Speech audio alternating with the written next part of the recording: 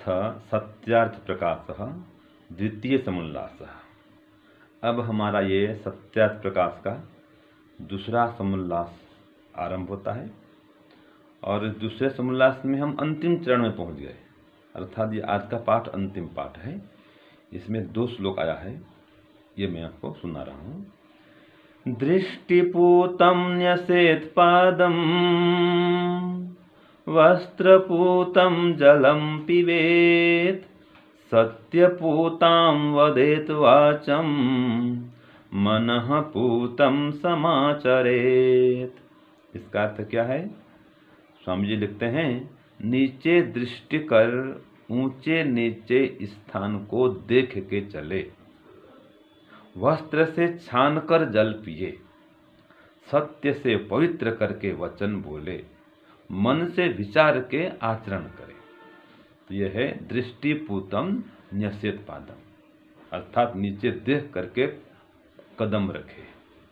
और वस्त्रपूतम जलम पीवेत, तो वस्त्र से छान करके, आज के ज़माने में फिल्टर आ गया है, फिल्टर से, तो फिल्टर क्या हुआ, शुद्ध जल पान करे, इस प्रकार जल पिए। और सत्यपूतम वदेत वाचम, अर्थात सत्य से युक्त करके वचन बोले, अर्थात सत्य वचन ही बोले, कभी झूठ नहीं बोले। और मनः पूतम समाचरित, मन से विचार करके मनन करके सब कार्य करे, आचरण करे। ये श्लोक का अर्थ हो गया। अब श्लोक दूसरा आता है, माता शत्रु पिता वैरी ये न बालो न पाठितः न शोभते सभा मध्ये हंस मध्ये वको यथा।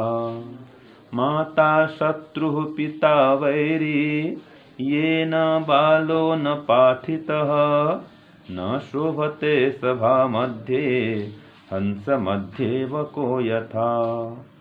इसका अर्थ क्या है? स्वामी जी लिखते हैं, वे माता और पिता अपने संतानों के पूर्ण वैरी हैं, जिन्होंने उनको विद्या की प्राप्ति न कराई। वे विद्वानों की सभा में वैसे तिरस्कृत और कुशोभित होते हैं जैसे हंसों के बीच में बगुला। यही माता पिता का कर्तव्य, कर्म, परम धर्म और कृत्य का काम है। कृत्य का काम माने यश कृत्य वाला काम है, जो अपने संतानों को तन मन धन से विद्या, धर्म, सभ्यता और उत्तम शिक्षा युक्त करना। ये आज का पाठ पूरा हुआ। प्यारे भाइयों बहनों, सादर सप्रेम नमस्ते। बड़े ही हर्ष का विषय है, आज हम सत्यार्थ प्रकाश के द्वितीय समुल्लास के अंतिम भाग पर पहुंच गए हैं, भाग 16 पर। तो बहुत ही सुंदर इसमें 2 श्लोकों का आज वर्णन आएगा अंतिम में, कि किस प्रकार का हमारा व्यवहार हो, चाल चलन हो, और कैसे व्यवहार से हम कहाँ शोभा पाते हैं। तो इस प्रकार से यहाँ पर मनुस्मृति की और चाणक्य नीति के 2 इस यहाँ पर श्लोक दिए हुए हैं। तो आज हम इन दोनों श्लोकों का शुद्ध उच्चारण के साथ पाठ करेंगे, और आप भी इन दोनों श्लोकों को याद करके हमारी जो परीक्षा है उसमें उत्तर पुस्तिका में आप देंगे वीडियो के रूप में। तो याद करेंगे पहले, और बिना देखे याद करके इसको बोलेंगे अर्थ सहित। मैं इसका काव्य भी लिख रही हूँ, और अच्छा हो उस काव्य को भी साथ में पढ़ करके बोलें, याद करके बोलें श्लोक के साथ में, तो बहुत अच्छा रहेगा और आपको हमेशा के लिए आगे भी काम आएगा। किसी को बोलने के लिए भी ये काम आएंगे, प्रवचनों में भी काम आएंगे। बहुत ही अच्छी शिक्षा है इनमें। वास्तव में व्यक्ति का जीवन अगर ऐसा हो जाए जैसा इन दोनों श्लोकों में, तो कितना सुंदर हो जाए। क्योंकि जिसका व्यवहार अच्छा होता है वो व्यक्ति हर जगह शोभा पाता है, और जिसका व्यवहार खराब है उसको कोई पसंद नहीं करता, कहीं भी वो शोभा नहीं पाता। तो आइए इनका पाठ कर लेते हैं। दृष्टिपूतं न्यसेत्पादं वस्त्रपूतं जलं पिबेत् सत्यपूतं वदेत् वाचं मनः पूतं समाचरेत् मनः पूतं समाचरेत्। दृष्टिपूतं न्यसेत्पादं वस्त्रपूतं जलं पिबेत् सत्यपूतां वदेत् वाचं मनः पूतं समाचरेत् मनः पूतं समाचरेत्। ऊंचा नीचा देख के चाले, वस्त्र से जल को छान के पाने। सत्य से पावन जिह्वा घाले, मन से सोच व्यवहार को ताने। ऊंचा नीचा देख के चाले, वस्त्र से जल को छान के पाने। इसमें कितना सुंदर कहा, दृष्टिपूतम न्यसेत पादम। व्यक्ति देखिए हानि होने की कहाँ कहाँ संभावना होती है, इसमें इन 4 पदों के भीतर बताइए, और 4 ही बातें हैं। जब व्यक्ति ऊंचे नीचे रास्ते को देख करके नहीं चलता तो वो गिरने का उसको भय हो जाता है। वस्त्रपूतम जलम पिबेत, और जब वो वस्त्र से छान करके जल को नहीं पीता, अर्थात शुद्ध जल को नहीं पीता, जैसे आजकल तो फिल्टर्स वगैरह हैं, आरओ और ये इस तरह के, लेकिन यहाँ पर यही बात कही कि वस्त्र से छान करके जल को नहीं पीता तो बीमार होने का अंदेशा है, अर्थात बीमार होने का भय रहता है। नीचे ऊंचा नीचा देख के नहीं चलता तो गिरने का भय।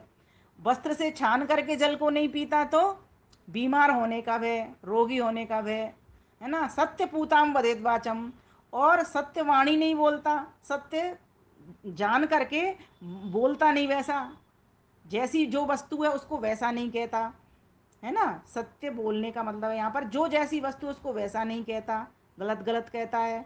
तो क्या हुआ, जो सत्य बोलता नहीं तो उसको किसका भय लगा रहता है, पकड़ने का भय लगा रहता है, क्योंकि जो असत्य बोलेगा, ठीक है, तो वो भयभीत हो जाएगा। और मनः पूतम समाचरित, और जो मन से अच्छा नहीं विचारेगा तो क्या होगा, जब जिसका मानसिक स्तर खराब हो जाता है, दुर्व्यसनों में दुर्गुणों में फंस जाता है जो व्यक्ति, ऐसा व्यक्ति को किसका भय लगा रहता है, फिर ऐसे व्यक्ति को मरने का भय लगा रहता है, पिटने का भय लगा रहता है ना। तो ये चारों चीज़ें कितनी आवश्यक हैं। जब व्यक्ति की दृष्टि अच्छी होगी, ऊंचा नीचा देख के चलेगा तो गिरने से बच जाएगा, ठोकरों से बच जाएगा।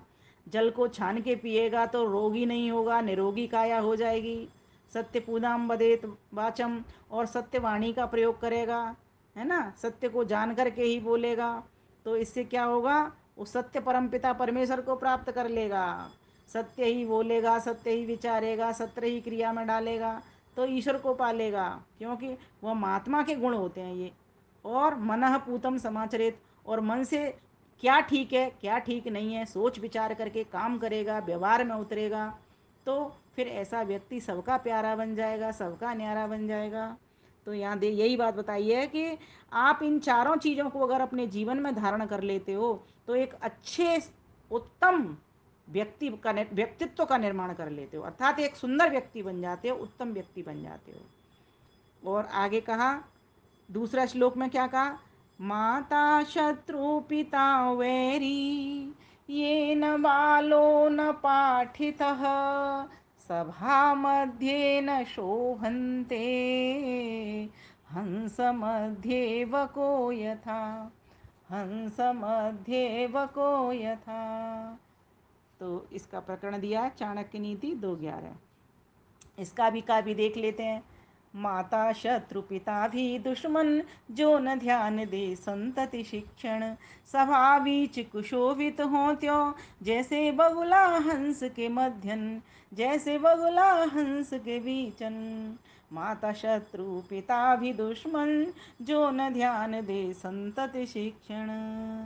माता पिता वे ही शत्रु होते हैं, वे ही वैरी होते हैं जो अपनी संतानों की शिक्षा पर ध्यान नहीं देते हैं।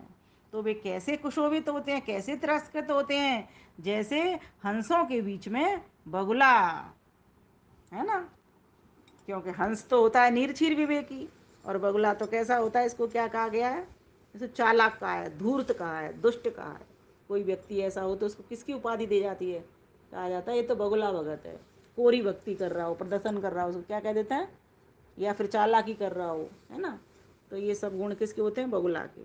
तो कहा कि हमको कैसा बनना है, हंस बनना है, हमको बगुला नहीं बनना है। तो हमें कैसा बनना है, हमें अपने बालकों का कि अच्छी माता बनना है, मित्र माता बनना, शत्रु माता नहीं बनना। मित्र पिता बनना है, शत्रु पिता नहीं बनना, बैरी पिता नहीं बनना। कैसे कैसे नहीं बनेंगे, कि अपने बालकों को हम अच्छी शिक्षा प्रदान करेंगे। जो अपने बालकों को शिक्षा प्रदान नहीं करते, अब ये स्कूली शिक्षा की बात नहीं हो रही है यहाँ पर, स्कूली शिक्षा तो सभी दे रहे हैं, सभी चाहते हैं कि हमारे बच्चे इंजीनियर बन जाएं, डॉक्टर बन जाएं, वैज्ञानिक बन जाएं। ये तो भौतिक शिक्षा ये भी जरूरी है, लेकिन साथ साथ आध्यात्मिक शिक्षा भी बहुत जरूरी है। क्योंकि ज्ञानी व्यक्ति का सभी सम्मान करते हैं, वही ज्ञानी व्यक्ति ही हंस होता है। क्योंकि वह विद्धि और विवेक के साथ साथ बुद्धि और विवेक के द्वारा सही निर्णय लेकर के सही पथ पर चलता है। और ज्ञानी लोग कैसे होते हैं? वे ही हंस होते हैं, वे फिर बगुले नहीं होते। जो बगुला तो फिर कुशोभित होता है ना, सभी उसका अपमान करते हैं, कोई उसका सम्मान नहीं करता। तो इन दोनों श्लोकों को आप लोग याद कर लें, काव्य सहित याद कर लें, और जो आपसे प्रश्न पूछा गया है उस प्रश्न का उत्तर देते हुए अपने वीडियो के भीतर ये काव्य और श्लोक दोनों भर लें। आप सभी का धन्यवाद। नमस्ते।